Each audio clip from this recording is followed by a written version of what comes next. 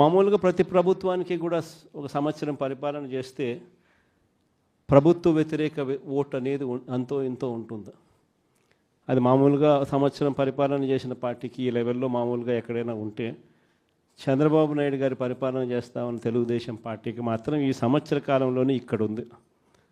ప్రభుత్వ వ్యతిరేక ఓటు అనేది ప్రజలు కూడా ఏ స్థాయిలో చంద్రబాబు నాయుడిని ద్వేషించుకుంటా ఉన్న పరిస్థితి ఉంది అని అంటే, ఆ ద్వేషం ఈ స్థాయిలోకి ఇప్పటికే సంవత్సరం కాలంలోనే వచ్చింది. గ్రామాలలో మొట్టమొదట కనపడేది ఏమిటి? ఈ స్థాయి నుంచి పిల్లలు మొదలు పెడతారు.